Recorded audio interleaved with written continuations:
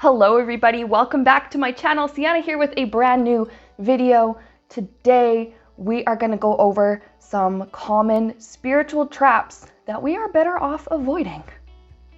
What is a spiritual trap? A spiritual trap is a situation or a behavior that a spiritual person might find themselves in that is not helpful at all. We're gonna go over 7 of them today, so please stick around.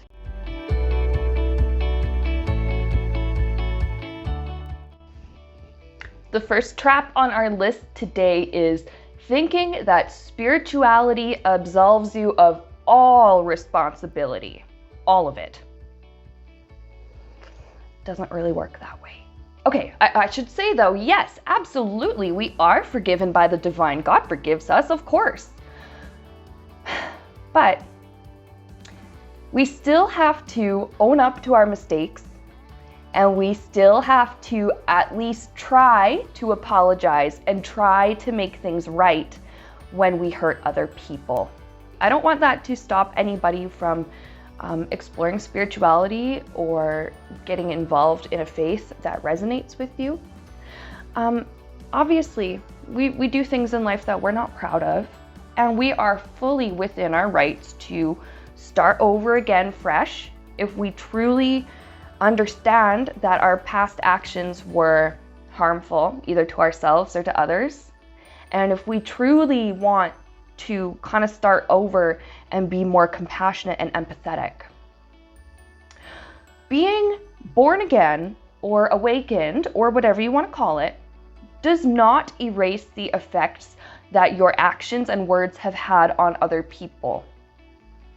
So you might still have to deal with some of that stuff as you continue to move forward and try to make better choices in life. Lots of people already understand this, but there are some out there who really think that their newfound faith makes all of their past choices irrelevant. It doesn't. What it does is that it can help you to make better choices in the future. So, God forgives you, but if you really hurt somebody on earth, you're gonna have to deal with that too. That doesn't just go away. You are gonna have to deal with that. The next trap that people tend to fall into is worrying about your vibration. I have totally fallen into this trap multiple times. I still do once in a while, and I catch myself, I do.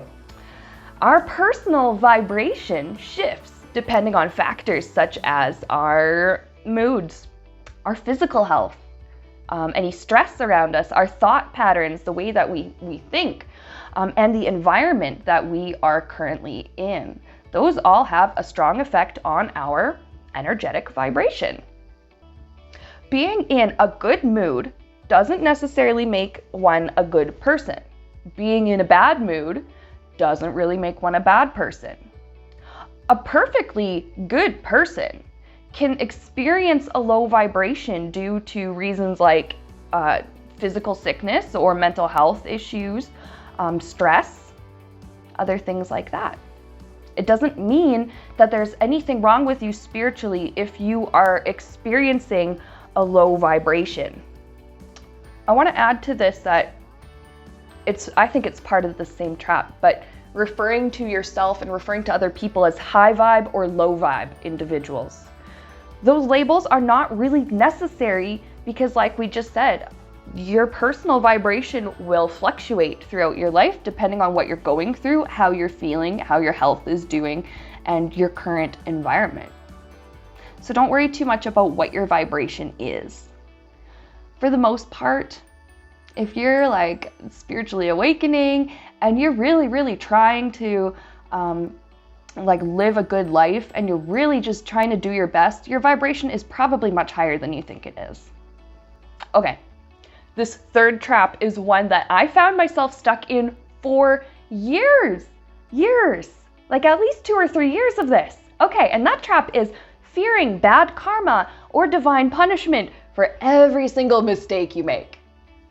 I think there's a saying out there about how if you know better, you should do better, which is true for the most part.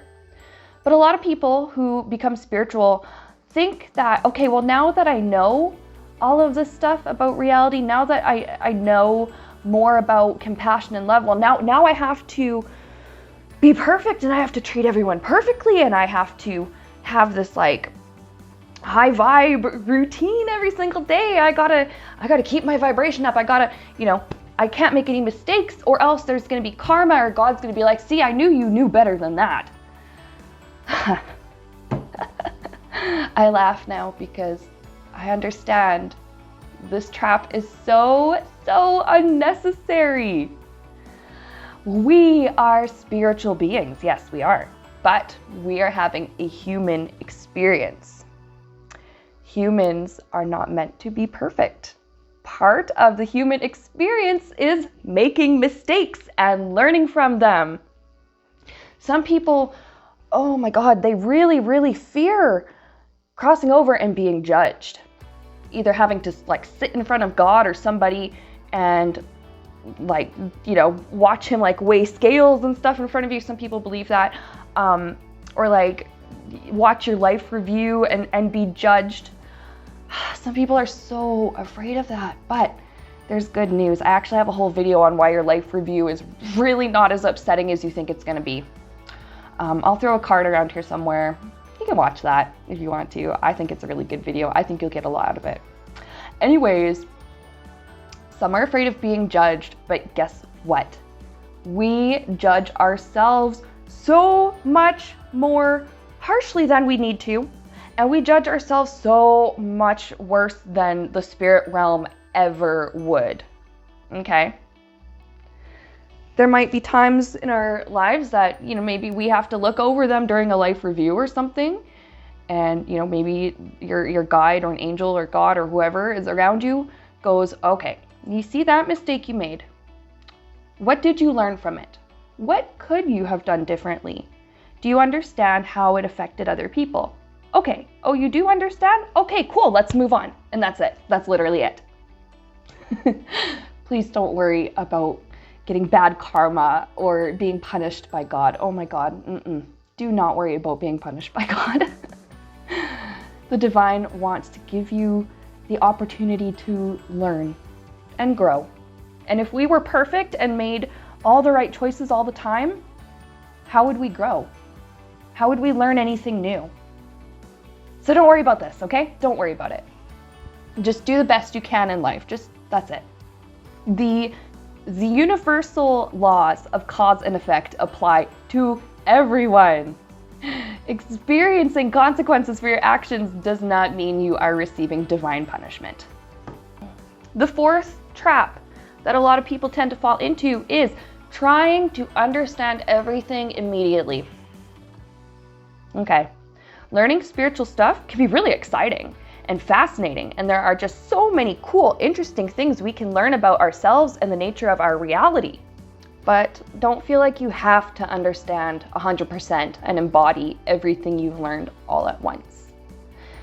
Allow yourself to relax and let things sink in with time. If you let things just sort of sink in with time and you just don't pressure yourself to try and know everything and understand everything, you will probably have a better time understanding what it is that you're learning. You just got to be patient with yourself. That's it. The fifth trap that lots of people fall into, and I have fallen into pretty much, I've fallen into like every trap on this list at least once. Okay, so I know this one too.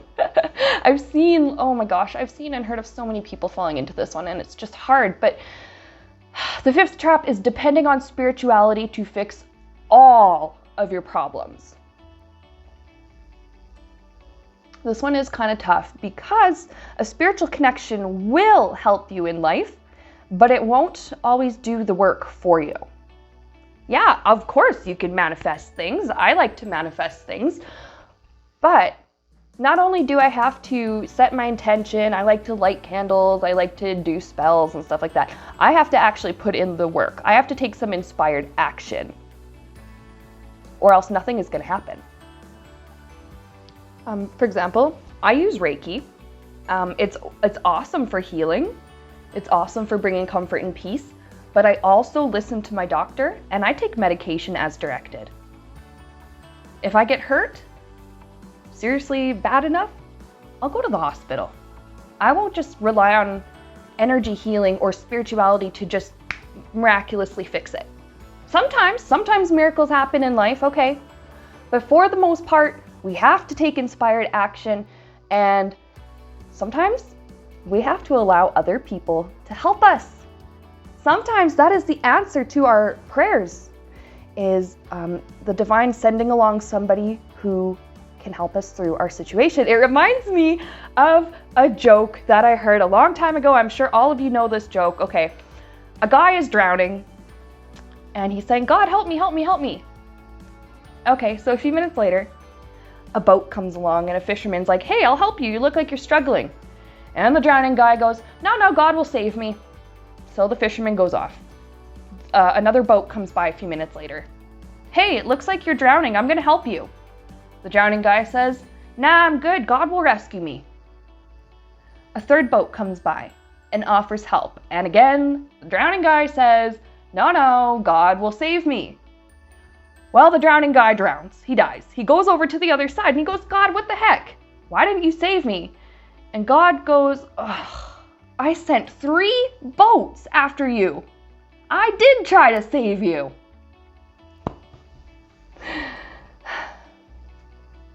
So we can't just rely on our spirituality to just 100% fix everything for us. Sometimes we do have to rely on others for help and accept help from others. Sometimes that's just part of our growth and part of what we got to do as spiritual beings having a human experience. The next trap that people tend to fall into is forcing yourself to change because you're spiritual now. Forcing yourself to change your appearance, your hobbies, and things like that. Because, well, I have this new spiritual life. I have to leave behind everything I used to do. That's not necessarily true. Sometimes during a spiritual awakening, our tastes and our interests will change naturally. Usually it happens over time, and it's usually a more comfortable, sometimes, instead of usually, I should say sometimes it's a more comfortable experience. For some people it can be kind of jarring. But the difference here is that the change comes naturally. You don't have to wear robes or look like a stereotypical spiritual guru. You don't have to grow your hair out long. If you're a guy, you don't have to grow a big beard. You don't have to go around like barefoot everywhere. You don't have to look the part of what you think a spiritual person should look like. You don't have to get into crystals or yoga or Reiki or even meditation. Although meditation is very, very helpful and I highly recommend it. I'm still learning how to do it and it's wonderful. You don't have to become a psychic medium. You don't have to do anything that other spiritual people do if it doesn't interest you. Don't force yourself to change. The ego self wants validation. The ego self wants people to look at us and go, oh, she's got a really good spiritual connection. She must really be happy in life. Or she must just really be connected to the divine. The soul does not require validation. The soul, your innermost, truest part of yourself, already knows who you are, already knows what you like. It doesn't require that external validation from others that, oh yeah, they're spiritual. Your soul already knows. The last one on our list for today, I think, is extremely important. The 7th spiritual trap that we're going to talk about today is being unwilling to question your beliefs or to consider new ideas. Becoming rigid or stuck in your current belief system may not help you to grow, or it might not help you to grow as much as you could. Being willing to question your beliefs doesn't mean that you have to quit believing. Learning new spiritual things or learning new things about the nature of reality doesn't mean that you have to abandon your current views and suddenly take on the new. I think it's actually very healthy to question your beliefs, especially ones that you've held for a very, very long time. And I still question some of the things that I believe, stuff that I was either told growing up or stuff that I learned about in the last couple of years. It's perfectly okay to go, wait, why do I believe in this? Does it still resonate with me? Do I still believe it? And, if it does, awesome, cool. If it doesn't, don't panic. Don't worry. You don't have to double down on your old beliefs just because you are afraid that they are maybe shifting a little bit. You will soon take on a perspective that does resonate with you. Spirit is not going to just leave you hanging in between beliefs. There might be a little bit of an awkward time, and I experienced this kind of an awkward time where I didn't really know what all of my beliefs were. But what I knew was that I wanted to be open-minded about things I was learning, and I wanted to be able to question the things that I thought and the things that I held as true for years and years and years. The divine encourages us to explore our spiritual side and to get to know, the divine wants us to get to know them in many different ways. They want us to learn new things about ourselves. They want us to learn new things about the nature of reality. They want us to have important realizations that could really, really help us in life. Some people are afraid though, and I used to be afraid too, and I'll tell you what I was afraid of. I was afraid, back when I was Christian, I was afraid that I would go to hell if I learned about other spiritualities. I thought I was going to be punished for learning about different religious faiths and learning about why some people believe in the things they do. I thought I was going to be punished for learning Reiki and tarot, even though these are things that I was always fascinated with. But guess what? I'm still here and I'm fine. I have not been struck down. I have not been smited? What is the past tense of smite? I don't know. Anyways, I've not been struck down. I know that when it's time for me to cross over during my life review, I'm not going to be punished for having a crisis of faith. I'm not going to be punished for questioning my beliefs. I'm not going to be punished for taking on a different spiritual path than I expected. And the good news here is neither are you. You are going to be just fine. If you're feeling like your beliefs are shifting and you're questioning things that you thought you knew and things you thought were true, don't panic. This is natural. This is very, very natural. And it's okay. It's okay. You will find something that resonates with you, and you will learn something, a perspective or something that just makes sense to you. Okay? Do not worry about this. All right. Those were 7 spiritual traps that we should really, really be careful not to fall into. Was this helpful to you guys? Let me and others know in the comments, what kind of traps have you been stuck in? It doesn't have to be anything on this list either. Let me know how you got out of it. And with that, thank you so much for watching. I love seeing everybody who comes in and comments, and I love seeing just how many people enjoy my content. I'm so grateful. Thank you. I'm really grateful for this community. Remember to like and subscribe to Santa Rose Metaphysical, and I'll see you very soon.